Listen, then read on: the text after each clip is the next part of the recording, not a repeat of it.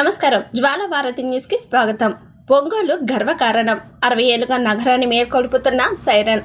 గడియారం లేకపోయినా, mobile phone లేకపోయినా ఒక సైరన్ శబ్దమే వేలాది మంది జీవితాలకు సమయాన్ని చెప్పేది. అలాంటి అరుదైన చరిత్రను సొంతం చేసుకున్న ఒంగోలు నగరంలోని ఐకానిక్ సైరన్ ఇప్పుడు 60 ఏళ్ల మైలురాయిని చేరుకుంది. ఆ విశేషాలు ఇప్పుడు చూద్దాం.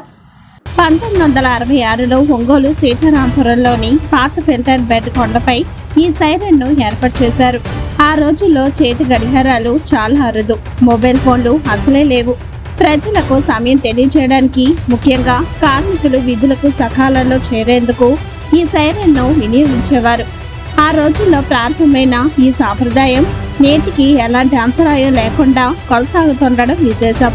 ప్రతిరోజు ఉదయం 5 గంటలకు, ఉదయం 8 గంటలకు, మధ్యాహ్నం 12 గంటలకు, సాయంత్రం 5 గంటలకు, రాత్రి 8 గంటలకు మొత్తం 5 సార్లు ఈ సైరన్ మోగుతుంది.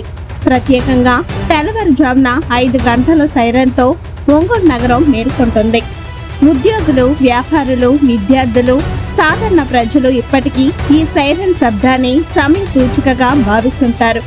సాంకేతికత ఎంతగా అభివృద్ధి చెందినా, స్మార్ట్ ఫోన్లు, స్మార్ట్ వాచ్లు అందుబాటులోకి వచ్చినా ఈ సైరన్ ప్రాముఖ్యత మాత్రం ఏమాత్రం తగ్గలేదు.